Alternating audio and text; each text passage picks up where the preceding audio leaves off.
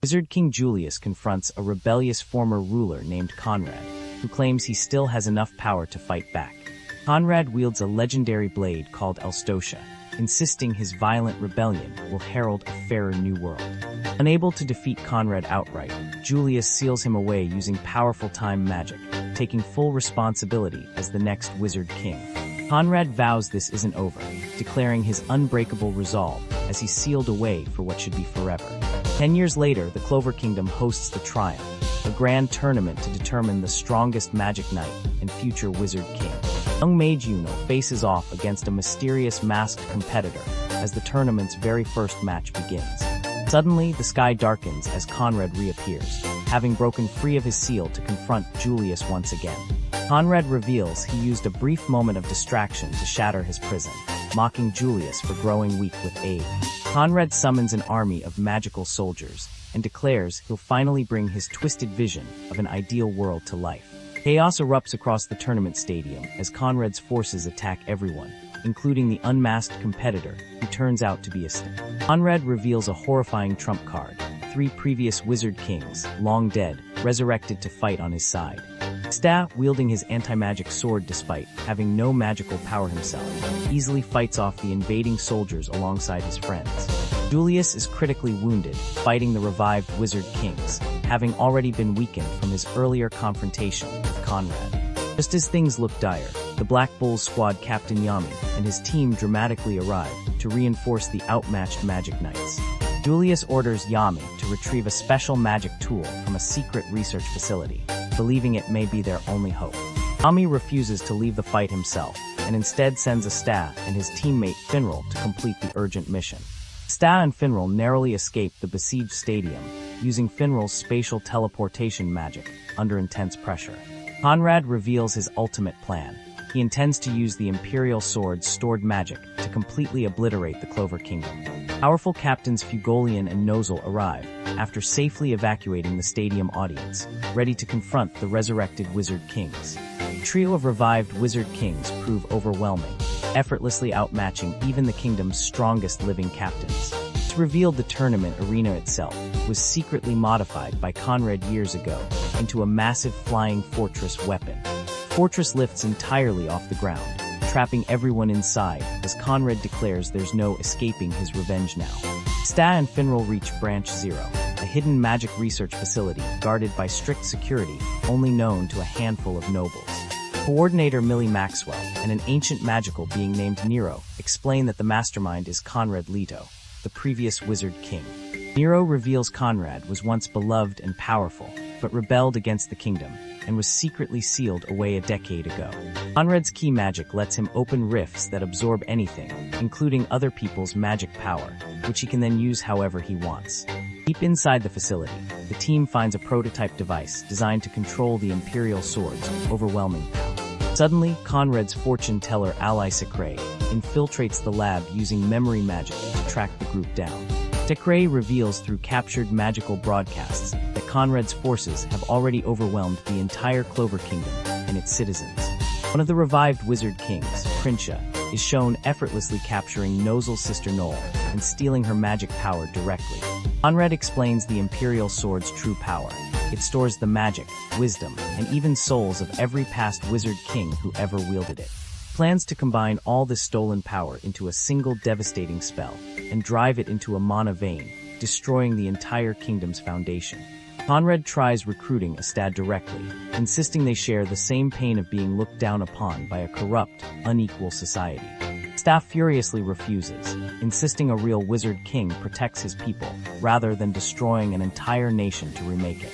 Conrad gives Astad an ultimatum: join his cause before dawn tomorrow, or be destroyed along with everyone else who resists. Back at the lab, the team desperately tries to activate the incomplete sealing device, using whatever magic power they have available. Conrad easily overpowers their improvised counterattack, forcing the group to retreat rather than risk total defeat. Conrad reveals his plan to funnel the fused magic into a mana vein hidden beneath a village called Hage, guarded by an ancient demon skeleton. Wounded and battered, Astad wakes up in hiding, learning that surviving Magic Knights have scattered into makeshift emergency shelters. Panic spreads among the surviving knights, with many suggesting they should flee the kingdom entirely rather than face impossible odds. Sta passionately refuses to abandon the country, reminding everyone that past wizard kings sacrificed everything to protect their homeland. Inspired by Sta's speech, the scattered magic knights rally together, agreeing that their combined strength could still turn the tide. Powerful captains Marioliona, Jack, and Vangeance arrive, having missed the initial attack while away on separate missions. Group deduces that destroying the Imperial Sword itself should undo the resurrection of the ancient wizard kings for good. With their true objective set, the surviving magic knights prepare to launch a full counterattack against Conrad's flying fortress. Reunited Black Bull squad rescues their trapped teammates and modifies their base into a makeshift flying vessel to reach the fortress.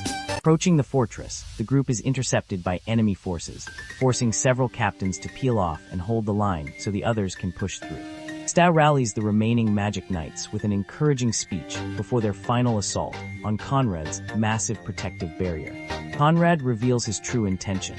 He wants the surviving magic knights to watch helplessly as he destroys everything they love, right in front of their broken king. The team encounters a massive protective barrier surrounding the fortress, far stronger than anything they've faced before. Working together with combo spells, the young magic knights manage to punch through Conrad's seemingly impenetrable defenses. Finral uses his teleportation magic to launch the team directly through the barrier, giving Sta a clear path to confront Conrad himself.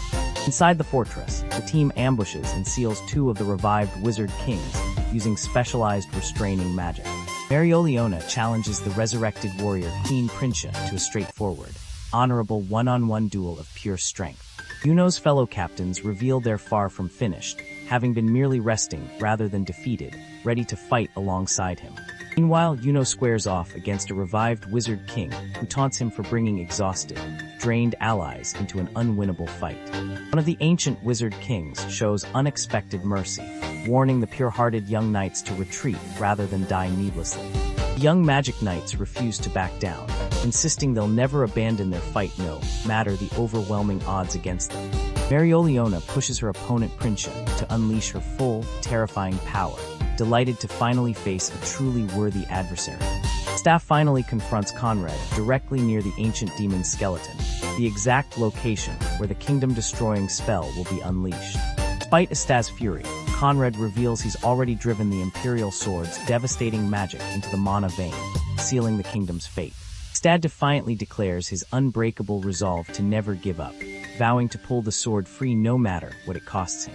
Conrad seemingly defeats Marioliona in their duel, apologizing with genuine respect for a worthy opponent before claiming victory.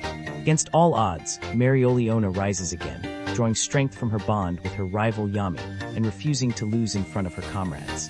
Two warriors clash in an explosive final exchange, with Marioliona pushing Conrad's former self to reveal a hidden trump card technique. Conrad tries recruiting Sta once more, insisting the two of them are fundamentally alike in their unshakable determination to achieve their dreams. Sta flatly rejects the comparison, declaring his only goal is to earn the title of Wizard King through his own genuine merit. Conrad offers to name Sta his official successor in the new world he's building, but Sta furiously refuses the tempting offer. Conrad argues that every past Wizard King, including the current one, ultimately failed to truly change or protect the kingdom. Sta passionately counters that Julius sacrificed everything and waited patiently for centuries just to protect his people when they needed him most. Sta insists a true Wizard King doesn't force change through destruction, but instead inspires hope and unity among the people he protects. Conrad reveals his own tragic backstory. His wife and comrades were murdered by corrupt nobles, permanently shattering his faith in the kingdom. Noel regains her stolen magic power and rejoins the fight, having drawn on her own painful past of being rejected by her royal family. Noel declares that a truly ideal world isn't something forced onto people, but something everyone has to earn together through unity. Noel shares her own story of being abandoned for her uncontrollable magic, only to find belonging and acceptance among her new friends. Young magic knights unleash a devastating combined spell against Conrad, declaring that the future of their kingdom belongs to them, not him. Sta insists that no one will accept Conrad's perfect world if it has to be built on the deaths of countless innocent people. Impressed by Noel's compassion despite her noble upbringing, one of the revived wizard kings finally allows herself to be defeated peacefully. Desperate and cornered, Conrad activates a forbidden final spell, sacrificing part of his own life force for one last devastating attack. Stas stands firm against the onslaught, declaring he'll never stop fighting no matter what Conrad throws at him. Powerful Black Bull's ally, Master Knack, exhausts himself pouring enormous magic power into Stas' sword to help finish the fight. Stas feels the hopes and spirit of every citizen he's fighting to protect flowing through him, giving him the strength to make his final stand. With this combined power, Stas finally strikes the Imperial sword directly, threatening to undo everything Conrad has worked toward. Conrad desperately insists the corrupt kingdom must be destroyed and rebuilt to save the oppressed people he claims to speak for. Stas declares that even a powerless peasant like himself can become the strongest hope for everyone, vowing to prove it by becoming Wizard King himself. A final decisive clash, Stas' anti-magic blade shatters Conrad's plans completely, finally ending his decade-long quest for revenge. In his final moments, a peaceful Conrad urges Stas to become the Wizard King and share the warmth in his heart with every citizen of the nation. It's revealed that Conrad was once a kind, beloved hero before corrupt nobles framed him and slaughtered his wife and comrades, breaking him forever. Julius explains that Stas' final decisive blow was empowered by the combined blessing of every generation of past Wizard Kings watching over the battle.